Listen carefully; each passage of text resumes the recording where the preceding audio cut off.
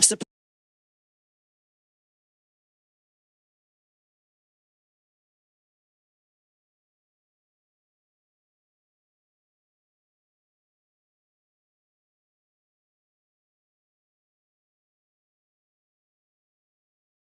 for Wrong About Everything comes from Minnesota's credit unions. Credit unions are locally based, member-owned financial cooperatives that return earnings to members through higher savings rates, lower loan rates, and reduced fees.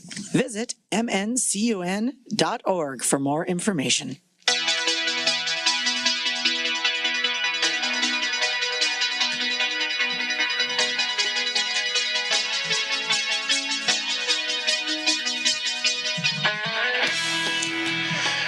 Hi. Hello. Welcome back to another episode of Wrong About Everything. I forgot how to start this show. Starting off strong. I am Democratic strategist, the Puerto Rican Heat, and still a little bit in Barbie pink, Javier Murillo. I am conservative strategist and Twin City Sugar, Brian McDaniel. And we are? Wrong About Everything. Where are ladies at? Well, it's just us. You know what? As the podcast was originally intended. That's right. Yeah, it's just the two of us. Yep. This is like the end of a movie, like where that would be saying, well, this is how it started. We'll just be old men podcasting to no one after the apocalypse. We're going to be the longest podcast in history. Yeah.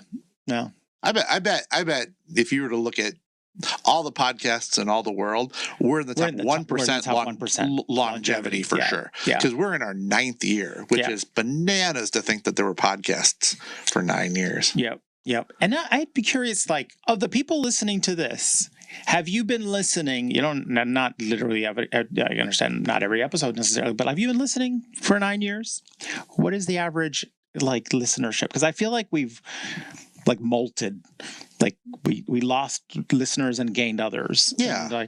But we don't have good enough metrics. And you know why we don't have good enough metrics? Because we don't have enough money. Because you guys aren't patrons. Yeah.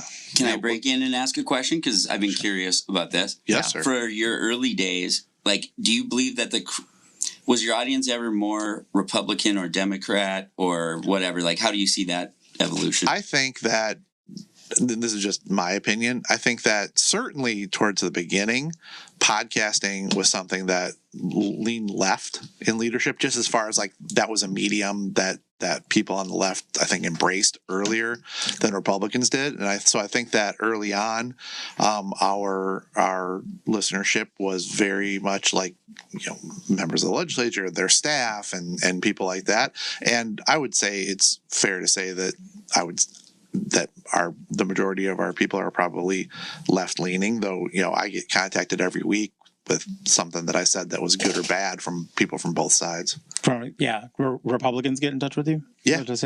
Yeah. I mean, I feel like at the beginning, I mean, so the Republican Party has changed so much in the time we've been on the podcast that it's hard also for me to, because I feel like that there's a group of Republicans who like would just be made so mad by all of us that they're not going to listen. But yeah, so I don't have. Well, I think that Republicans, not all obviously, but a good number of them aren't looking for a place to exchange ideas. They're looking for a place to explain why Javier is wrong, and they would enjoy that very much if that was kind of the purpose of the show. And I think Democrats lie to themselves a little bit more than Republicans do, and they pretend like they would like to have a free exchange of ideas rather than just pointing out how Amy and I are wrong. But I think that if you're not watching the video feed, just put up a scary picture of your former party chair. Yeah, no, I don't know. I mean, I feel like you guys have, sometimes it feels like you have more Democratic groupies than Democrats on the show do. Well, I mean, and this is something that I've said. Democrats who say to me, I was like, well, like they seem reasonable, so they're my favorite Republicans. It's like how like white women in the suburbs like having a black friend. That's how Brian is for them. Well, Like, and I say this with all seriousness because I've talked about this with I know a Democratic senator and probably more than that, but the senator I was speaking with, who's like I said a Dem, was surprised that another Dem legislator wanted to talk to me about a topic rather than him, and what I said is because they see me as the best Republican. Right. And they see him as the worst Democrat. So people are always like, well, Brian, why don't you just switch parties? They're going to be like that. Well, one, because I'm not a Democrat in almost any way, shape, or form.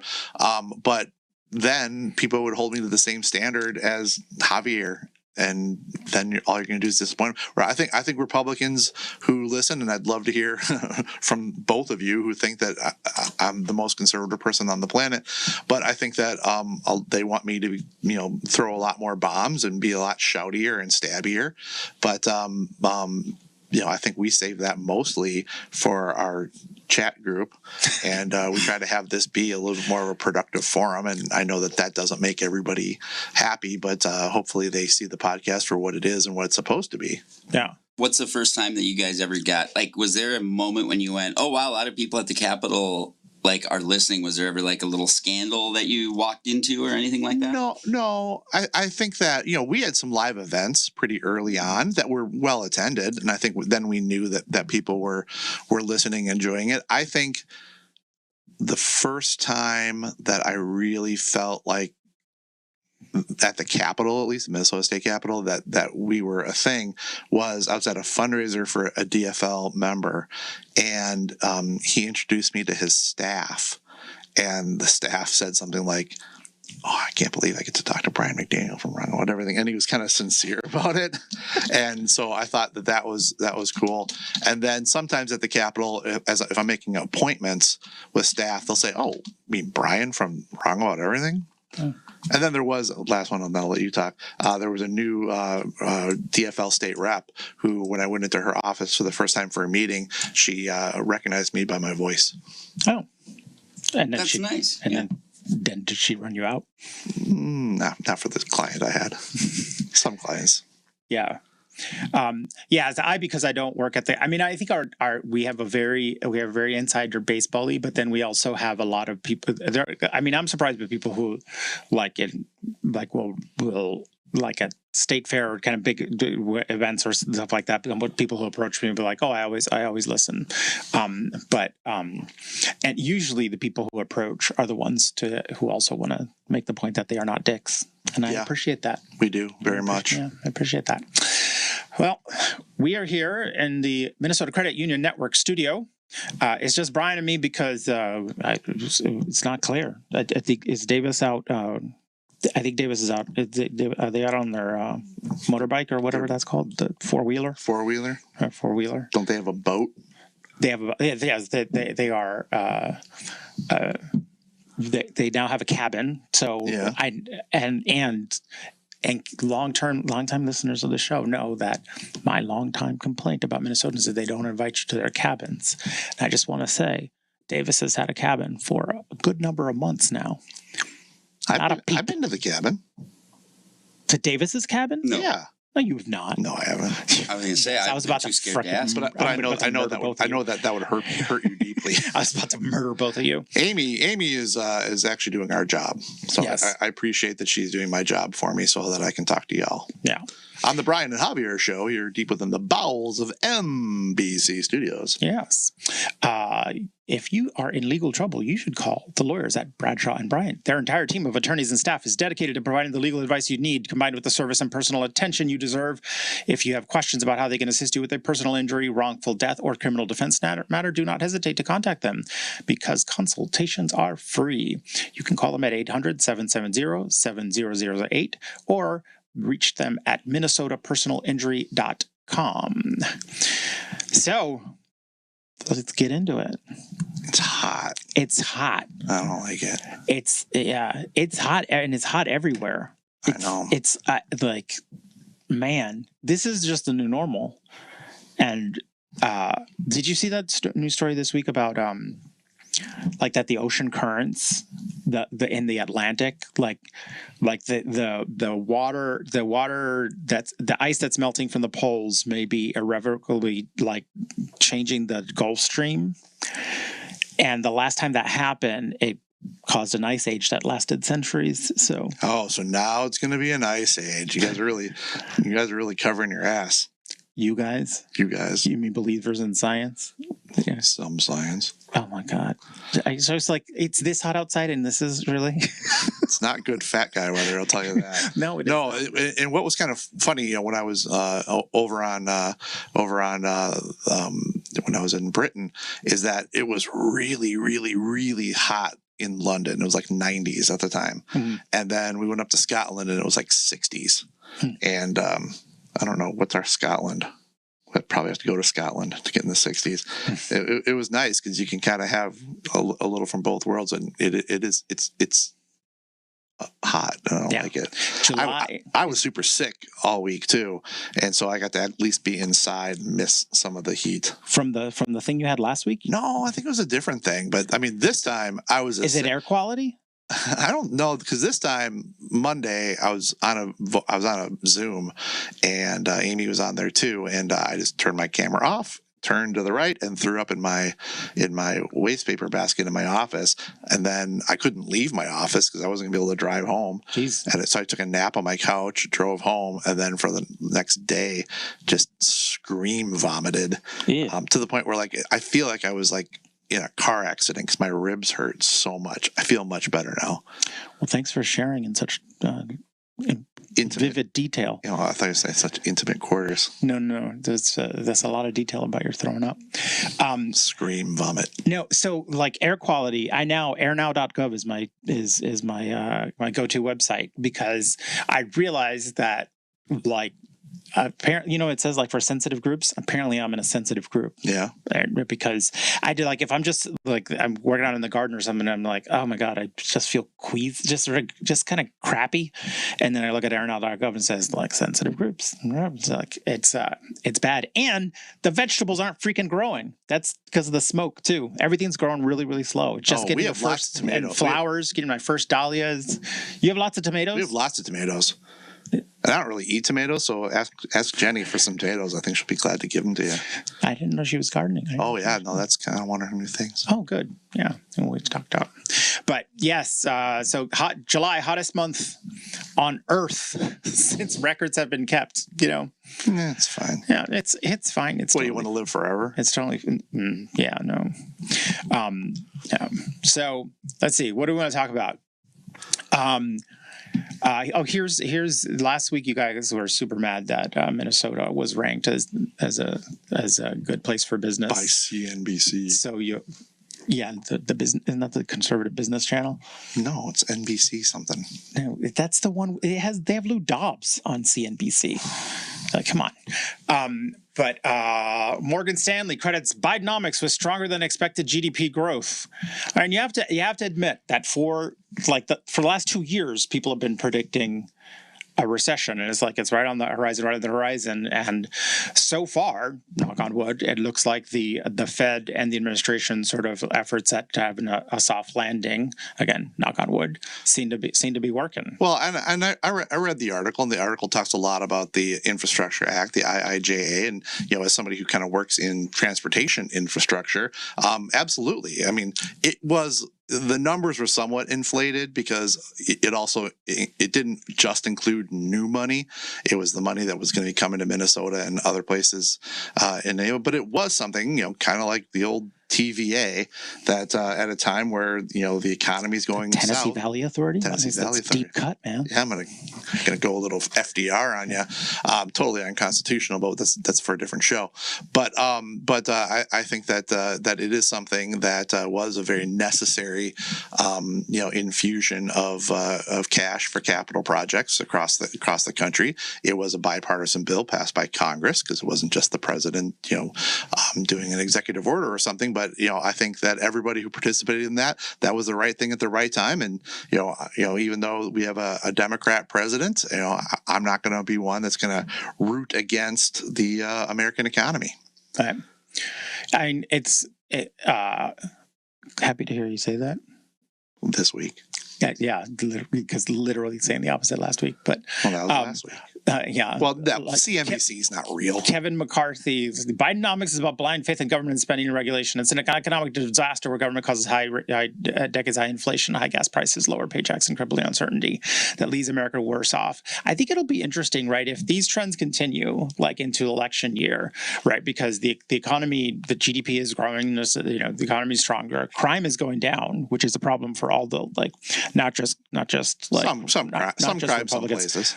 Violent crime is going down in cities. It's like, for example, Minneapolis, which has been, like conservatives in Minneapolis have been crowing so much about, the lower police force. I think they all drive Kias, so they're not safe.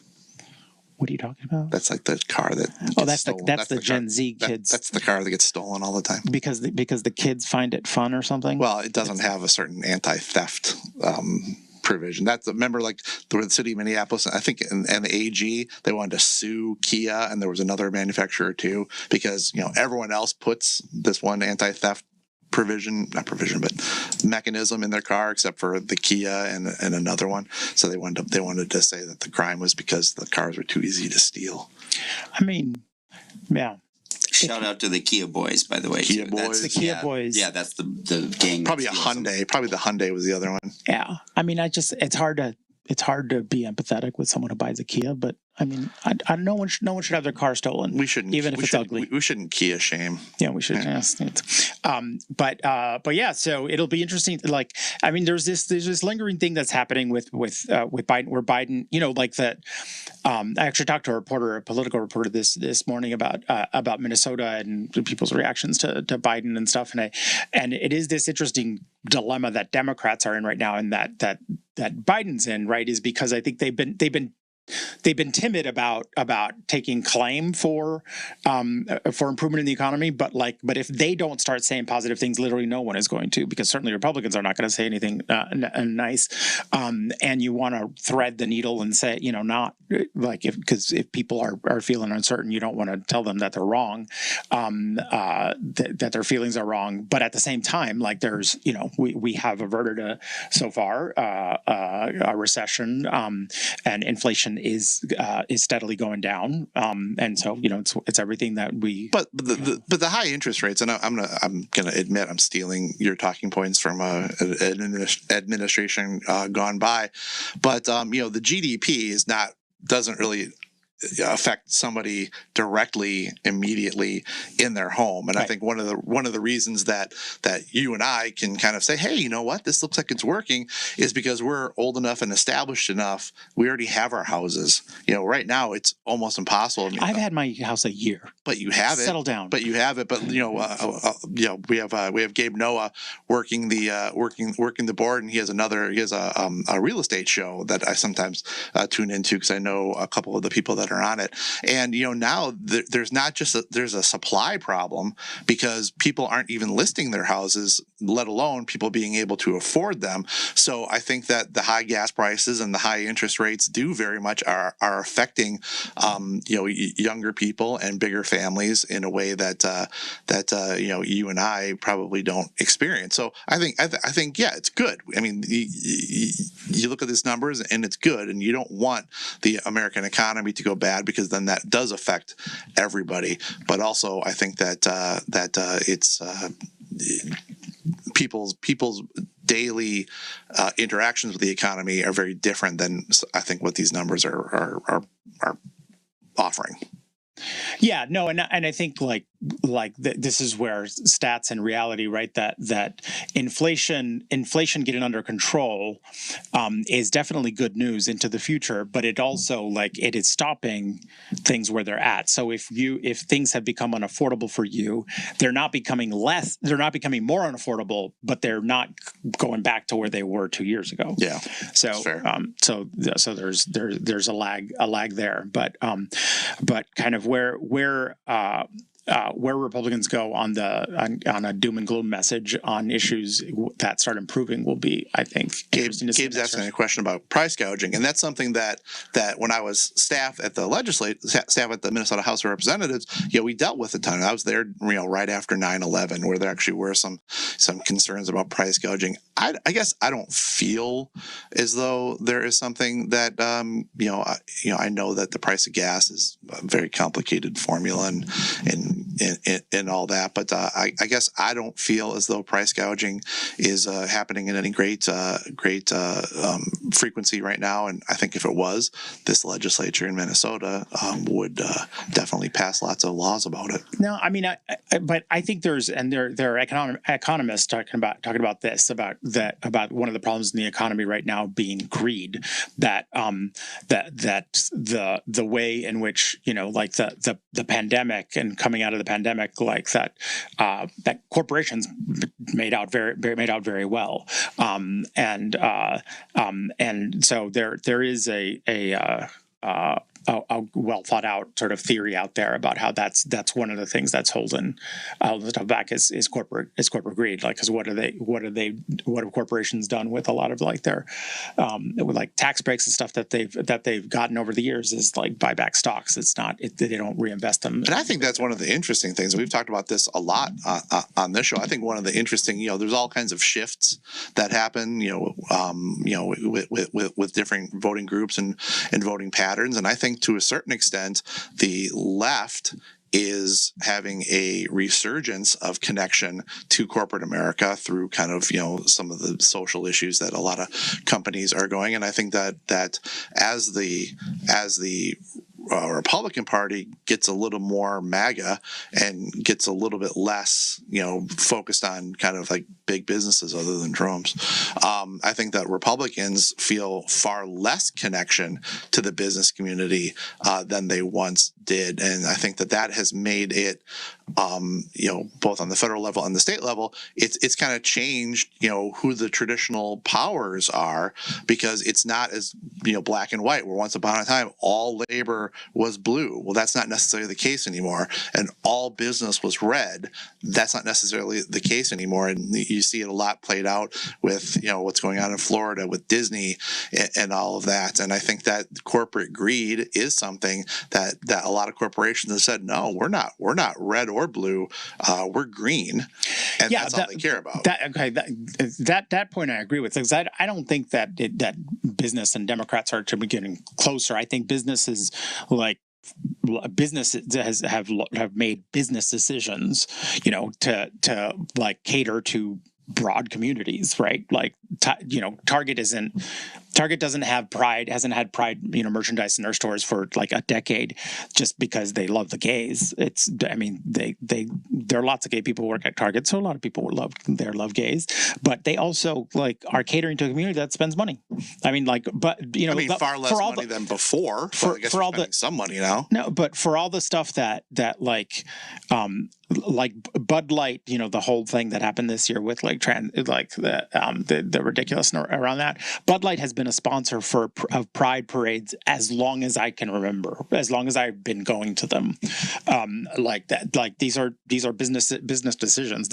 But that's part of the thing. I think what is so bizarre to me. We talked about this on Almanac on Friday, just about how out of touch Republicans are getting. I mean, like I would see like reactions to the Barbie movie, but all it's just like there's just no freaking joy on your side anymore. Everyone's just pissed about everything. Well, but remember, and let's remember, Twitter is not real life. And I read stuff on Twitter about the Barbie movie, which I have not seen, but I read stuff on Twitter that I showed it to my wife. Do you hate women? Huh? Do you hate women? You mean all women? No. But I saw something on conservative Twitter. I showed it to my wife. I'm like, oh my God, I guess they just love losing money. And then I know lots of people who went and saw the movie and said, Brian, you would find it delightful. And I'm sure that I will see it with my daughter. And so I do think that, but remember, these people on the right, and the left has them too, they get views, they get clicks, they get all this stuff by manipulating the public into being super mad about stuff that they don't know anything about. People aren't going to go see Barbie and walk out and say that pissed me off. They're just not going to go see it because they're expecting to be pissed off. And I think that the Bud Light thing, I think that some of the Disney stuff with their terrible movies, I think with Target, individually, each of these things are ridiculous. But I don't really think it's about people not spending money at a place because of the one thing, Dylan Mulvaney, who's now mad at Bud Light or Disney or Target. I think that it's an overall rejection of just how prevalent, how everything has to be wrapped up in sexuality right now. And that's what I think people, so you're saying that they're appealing to broad swaths of people. They are, but also it's turning off other swaths of people, and it's not just the far right Looney Tune Twitter people. No, I don't think that it's about it's not only about catering to the specific community, but it's also about showing your values and just tolerance, and that a lot of people who used to be Republican voters in the suburbs, they just don't hate gay people. They don't hate trans people. Nope. And so they but I mean I think there was this interesting map about Barbie versus Oppenheimer, in the country, like what states are seeing which movie the most, and it's actually the reverse. It's like red states is where Barbie is more. Barbie's a lot more popular, and Oppenheimer. It's Washington State. It's California. It's New York. On your map, Virginia. Blue is Oppenheimer. Yes. Yeah, that is opposite of what I would have thought. Yeah. No, that's. I was going to say, does Louisiana know that Oppenheimer was a Jew?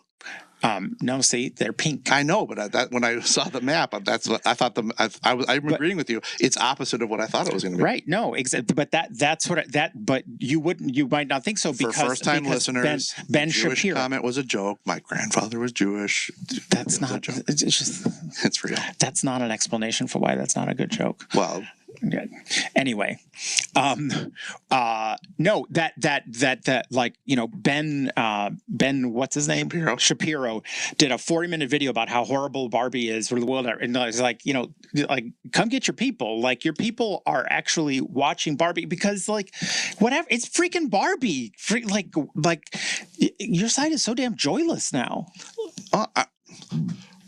How do I mean, I can't deny that. I think that the people who are open-minded on these type of things, the Republicans are sour right now. You're not wrong. I mean, I think that the movie that they want everyone to go see is the sex trafficking movie, Let Freedom Ring. What was it called? Let Freedom Ring, which I haven't seen, and it might be fantastic. I know people that saw it and they said it was fantastic, but it's like everything has to have a point. Not everything has to be a point. And if you go to Disney, if you go to Barbie and you don't like what they're talking about the patriarchy, well, tell your friends, and then they might not go see it. But I think this just constantly looking for something to we're going to be on MCN 6 tonight, probably at 4 a.m, but just finding something to bitch about all the time. You're right. Republican Party, by and large, is joyless right now. We're just looking to either not have fun ourselves, suck the fun out of someone else's fun, and I think that what we're not doing is presenting ourselves as a club that anybody would want to join or come back to, and that's the problem, because we could be talking about things that do matter to families and the like, but instead, what are we talking about? Barbie movie, and that the Barbie movie is going to be mean to us. Well, you know what? Go see it or don't go see it. But I think protesting about something you don't know anything about falls, pretty deaf. And what I'll say is just put on some pink, paint your nails, and go see the damn movie. It's funny. It's fun. It's funny and it's fun. It's a fun movie. I asked several people I trust is this something that I would like? And they said, we think you'd find it delightful. I'm sure you would like it. I'm certain you would like it. It's all of it is tongue in cheek. That's the thing is like there is a mainstream movie that people are dressing in pink for that says the word patriarchy a lot. Remember when Amy said patriarchy on the show, but she said patriarchy because that's how much she thinks about it. That was so She's like, that was so heteronormative of her. Yeah. Now you're just showing off. Showing off. She's like the patriarchy. Like it's not about a person named Pat. But no, yeah, it's a very good movie. But so in I'm going to see Oppenheimer too. I did a big report. Yeah, I've always been fascinated by Robert Oppenheimer. Did a report on him in college, and I'm very curious to see how the movie. I heard it was good too. Yeah, no, I heard that was fantastic as well. I want to see it. I could not do 2 in one day. I'm just like there's only so much I can do for a meme. I can't remember the last time I went to a movie. Yeah, it was interesting to be at a movie theater and it's packed. Yeah. Like it's been a long time since I've been in a packed movie theater, but. So I've been wondering when a state would say F you to the Supreme Court and just say, because their Supreme Court does not, famously does not have its own army. There's like these are all customs and how we enforce the and this is why the legitimacy of the court is so important. But it's Republicans who are the first shot fired. Alabama Republicans on Friday defied a U.S. Supreme Court order by passing a new congressional map that includes only one majority black district. They were instructed to make 2. Yep. They made one that was a majority black, one that was 40%. It now goes to a federal. I don't know if it's a panel or court. Probably court. So I mean, here's the thing. I think that the people of Alabama elect people to represent them. I think that the Supreme Court also, is a co-equal branch of government, and that we can talk about federalism and all that stuff too. But I think this is how it's supposed to work. You're supposed. That's why we have multiple levels of courts, and we'll find out. I don't know nearly enough, and I'm not going to pretend to know enough about the specifics of the Alabama case and what odds it has of going to getting past the next federal court. But, we have these things to hammer out the legality of these things. And ultimately, if it's inappropriate, Alabama's going to have to comply. I think that's a valiant effort at trying to make this seem normal. Thank you. It is not normal. Because it's not if it complied. It doesn't. They said 2 majority black districts. They did 1 and another that's not close, and that's open defiance of the Supreme Court. That is not of the Supreme Court decision. There's no there'll be it will be appealed, and there'll be probably courts will appoint a special master to draw maps. But I just think it's another thing that that National Republicans and the Republican Party just showing to folks. It just that. The intransigence, just the irrationality. This is why the brand is so messed up. The brand is messed up. Now we can go through lots of different states that have had redistricting problems, red and blue. But yeah, no, I think that this is something they were given instruction on what they needed to do by a court that had jurisdiction, and they didn't do it. And they didn't. And if it was 49%. Maybe they get by with it. 48, maybe they get by with it. But as I understand it, it was 40. I would feel as though that's probably not going to cut the mustard, but I guess we'll see. Yeah. So when does pot become legal here in Minnesota? The 1st, next week. Next week? I think August 1st. I have not made plans. You don't have pot in your house right now. Hey now. Gummies, legal gummies. Legal gummies. That's what I meant. Yeah. Senben gave them to me. Yeah. After she legalized them. She kind of did. No. She would say that she was not on that conference committee. Yeah. I heard her try to. Yeah. No. And the closer we get, I think the more and more we're finding that the Office of Cannabis Management doesn't go into effect until I think 2025. So between now and 2025, it's a little bit of the Wild West as far as like what kind of local prohibition or what kind of local rules can go into place, and we're going to get a hodgepodge, which is something that they didn't want, because like right now, that under the law as it currently stands, that if you're an underage person smoking weed, there's nothing they can do to you. There has to be like a local ordinance against it.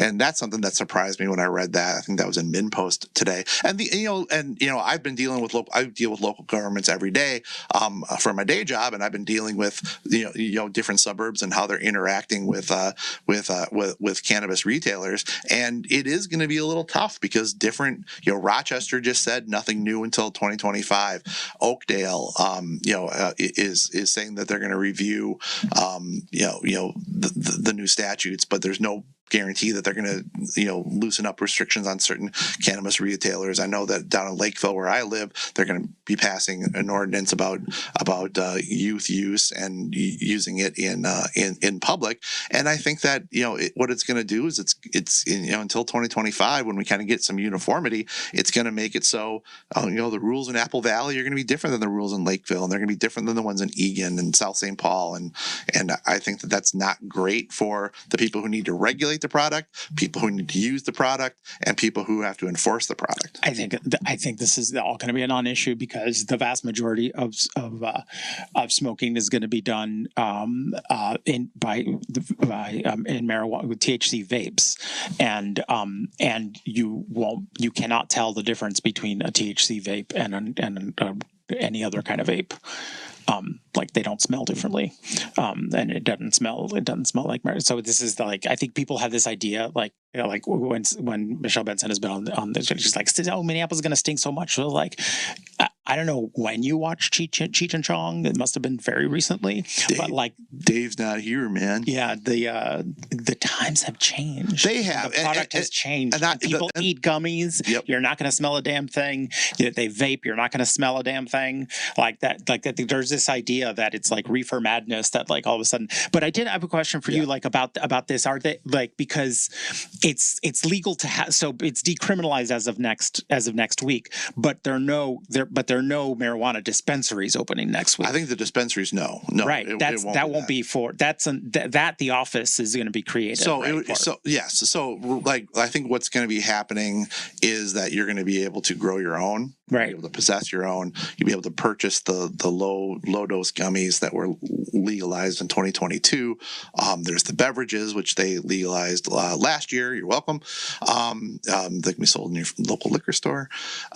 But I think that really where you can smoke it, how you can smoke it, and what penalties there are for violating that are going to be different from city to city to city until 2025 when the Office of Cannabis Management is up and rolling. Right. Yeah. But I think that, like I said, the patchwork thing is just overplayed because people are imagining a 70s version of what it would look like to legalize cannabis, and what it's going to look like is pretty much what it looks like outside right now. Well, I experienced this weekend. I think kind of what it is people are going to smoke in their cars, and then when you're driving by them, you smell it, and it's unpleasant, but I think you're right. It's not anything anyone's going to do about it. That was so someone was smoking a joint. Is what you're saying? Correct. Yeah. Right. And so if you smoke, if the person was vaping in the car, you wouldn't smell a damn thing. That person, you passed by literally Cheech or Chong. Yeah. Where were you? I was at a restaurant in Apple Valley. We were parked next to a van. See, that den of iniquity, Apple Valley. Yeah, that's why I moved to Lakeville. Yeah, that's the thing. All right, so in Minneapolis news, the public safety commissioners, Cedric Alexander, retired after 1 year. Yeah, I'd like to say retired. Retired. You're there 1 year. Retirement? Well, maybe he's going to not seek other employment anywhere else. I don't know. No, he's already consulting elsewhere. Well, consulting. Yeah, it's not great. It's not great. It's my favorite story out of Minneapolis this last week. This was unbelievable. So there's a Minneapolis police officer who was featured in a KSTP story, and he's a whistleblower, basically because he's whistleblowing his own hiring process because he saw this job open, but he and his wife were like, "You can't get that." Why? Because he's been involved in serious, like, bad incidents that like resulted in the city paying out like huge sums of money to like. So he's basically like, "I can't believe they hired me. I'm a terrible cop." And so then he goes to KSTP to talk about it. It's like, this is how bad their hiring is.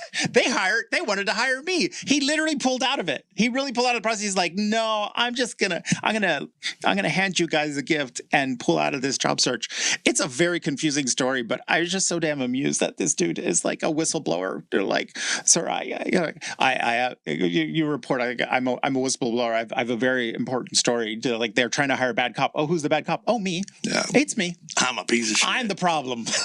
I'm the problem. I mean, well, we can talk about it. I mean, we have talked about it in great. I don't see how we really affect change one way or the other.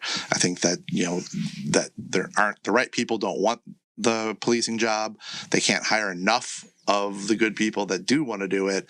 And we're going to continue to have a problem in our big cities. Yeah. But again, violent crime in Minneapolis is down with like fewer cops, turns out.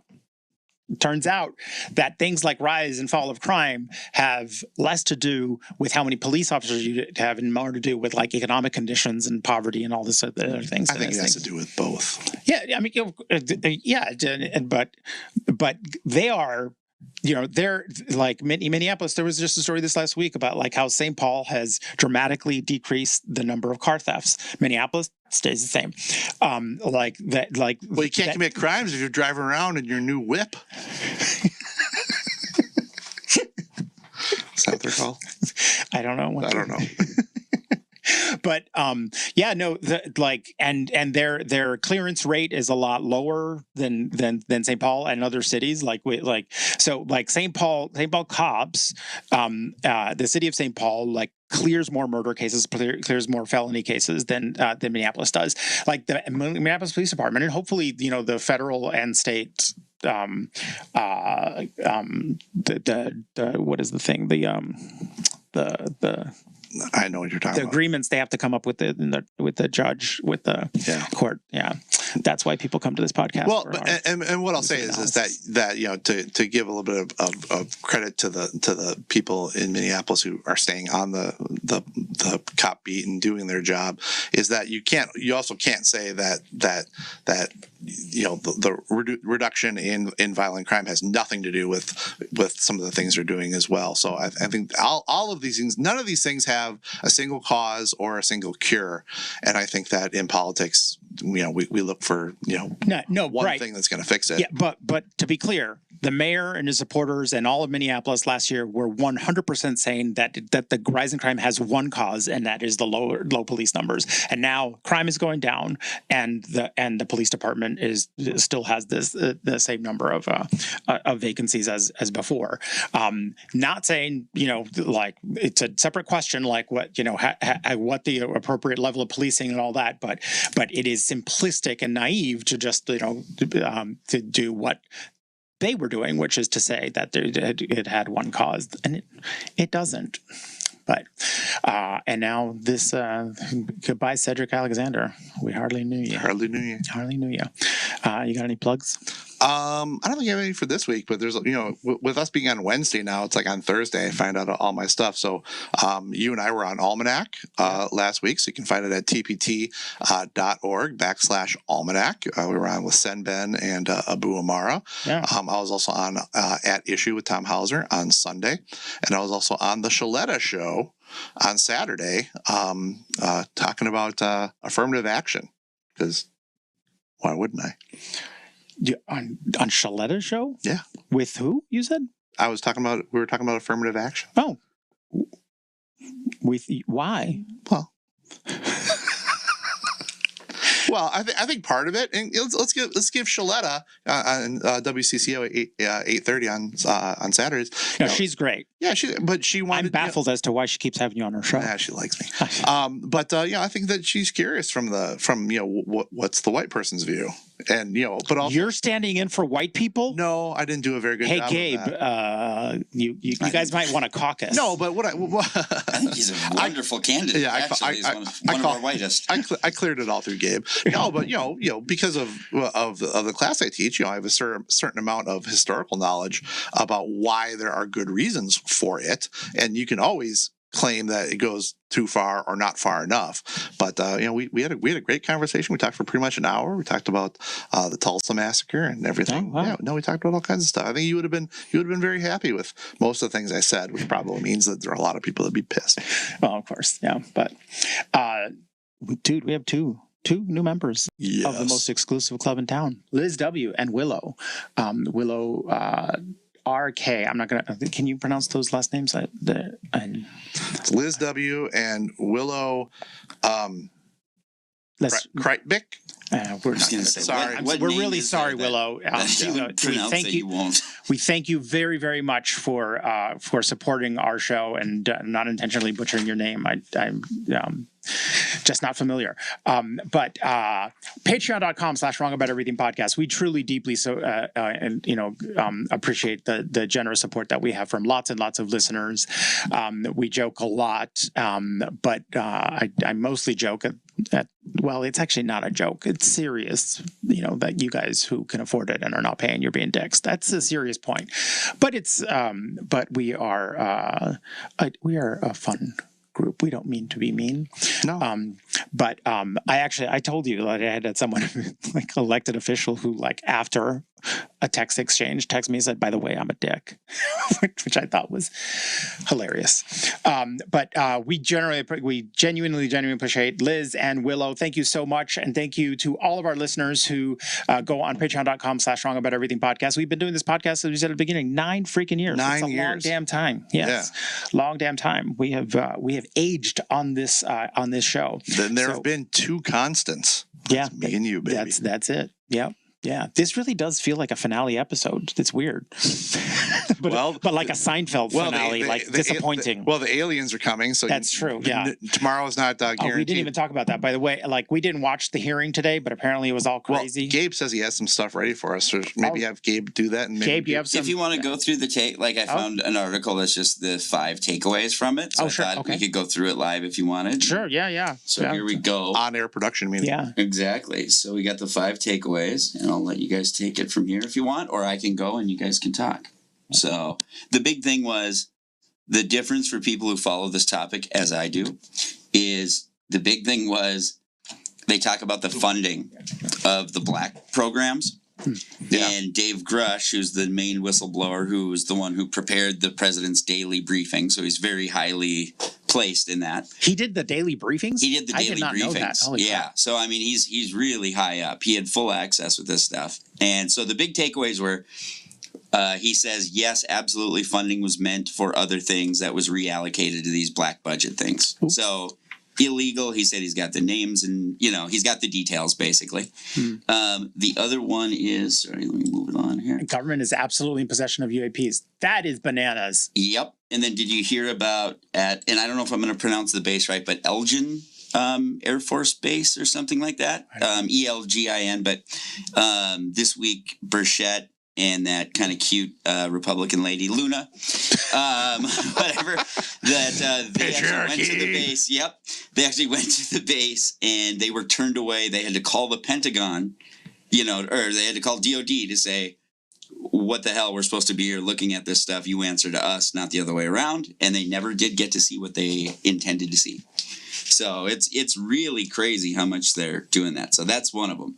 Absolutely in possession. And non-human biologics were found at a crash site. What the hell does that mean? Pilots of those, we have recovered bodies. So that's real. Oh. There are aliens as a it's a new reality. Do you think that Joe Rogan's right about Alpha Brain too?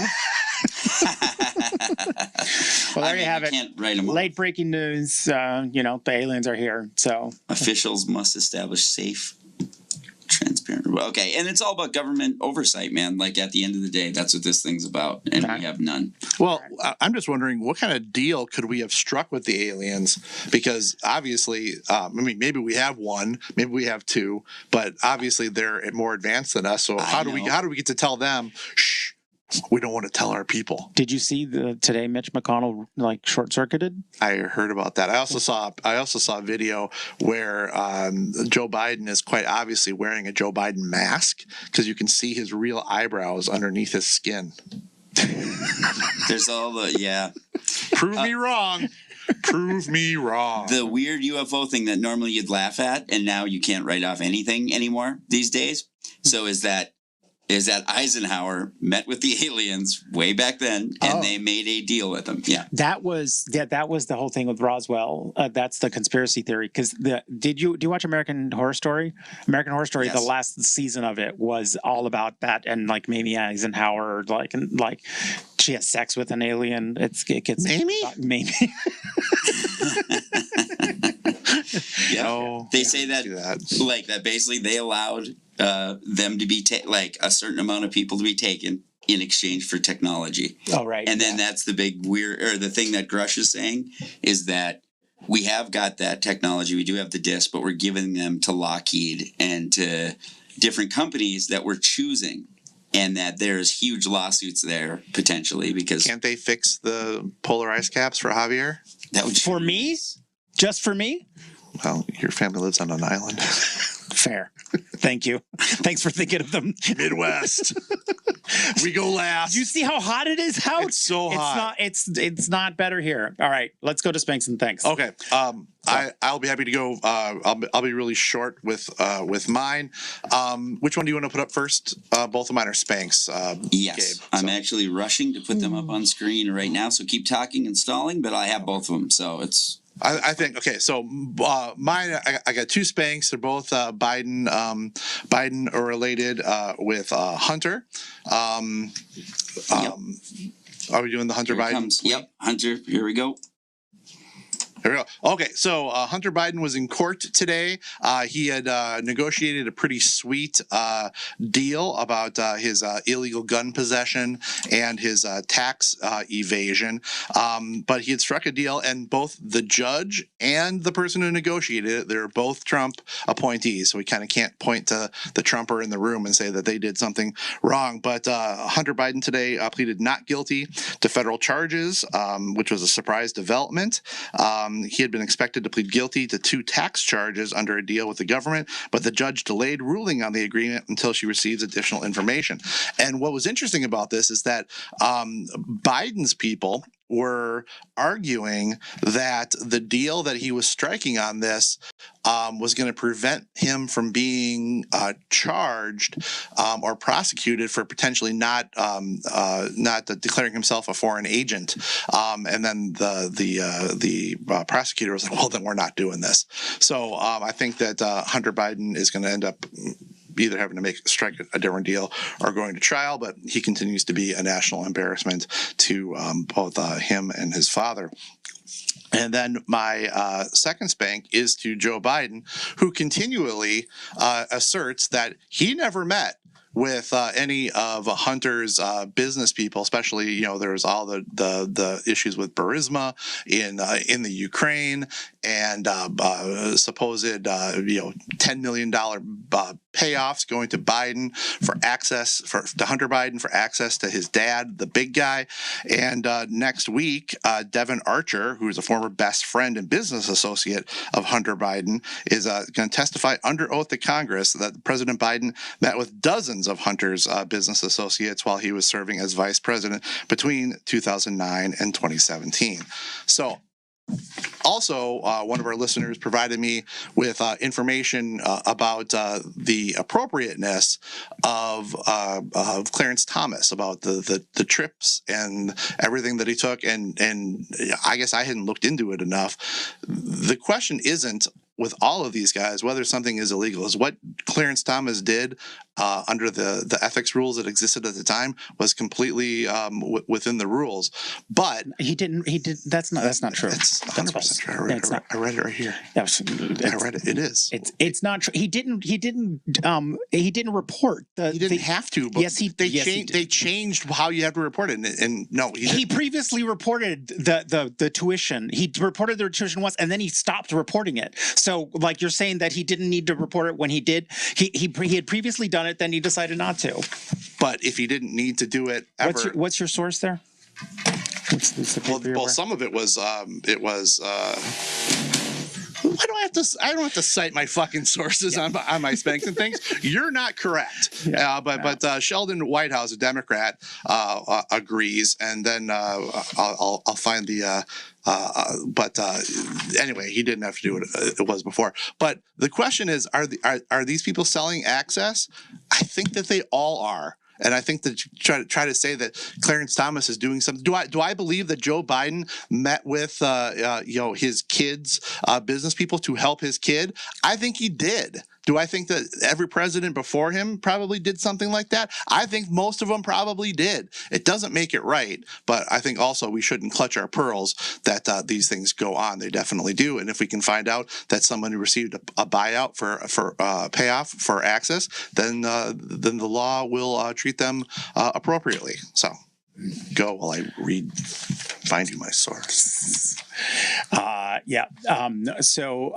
Let's see, my Spanx and thanks. Oh my God. Jason Aldean. Yes, Jason Aldean. So, like you probably read about this and heard about this. It's one of the most depressing stories. Another moment of like polarization in the country. Country star Jason Aldean. His music video was taken down by Country Music Channel. The song, it's about like don't try this in a small town, and the references to that like are to basic references to the Black Lives Matter protests of 2020. The video was filmed in front of the video for it was filmed in front of a city hall that was the site of a lynching in the past. And here's the thing, right? That it'd be one thing if Jason Aldean's is that how you pronounce it? Aldean. If he said, "Hey, you know what? I didn't know that," and I apologize. Instead, he's going on an anti-woke tour. Like, I just find the whole thing depressing. I think the fact that some people just are so willfully blind to like just that it is not just a reasonable read of the lyrics, but then that the video leaves no doubt, right? That this is playing off like what we see this a lot in Minnesota, like rural versus urban and all this, and it's just it's gross, it's sad, and it's just pathetic, and it has nothing to do with like anti-woke culture or anything else. It's like just be a decent human, and don't invoke the racist lynchings of the past.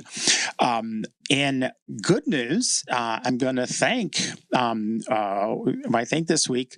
The Teamsters and UPS just narrowly averted a strike before the August 1st deadline.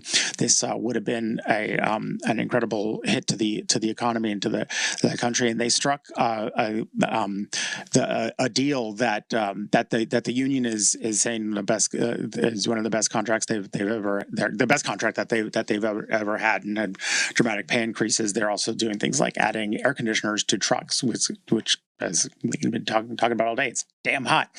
But it's great to see a union doing what unions do, which is raise standards for its members and raise expectations for workers who are not in unions, and raise the promise that if you get together and form a union, you too can raise standards in your industry. And so it's good news for everyone. I just hope they got pants.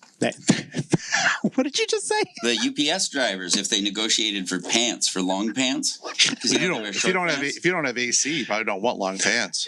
Well, now they need it for the AC. They should have to pay. That is the most random comment I've ever. They're always wearing shorts. You notice that, right? Yes, of course. Yeah. Yeah. Yeah. No. Does it yeah. bother you? Grown men wearing shorts like that? Being forced to wear them at work? It depends on the guy. Okay. I like our Well, it's your UPS legs. guy. Yeah, I'm just the brown. Respect the brown, Moon, man. All right, with that, I am progressive strategist and the Puerto Rican Heat, Javier Murillo. I am a Republican strategist and able to cite my sources right here, Brian McDaniel. He's waving paper, Well, and we are we got to go wrong about everything. everything.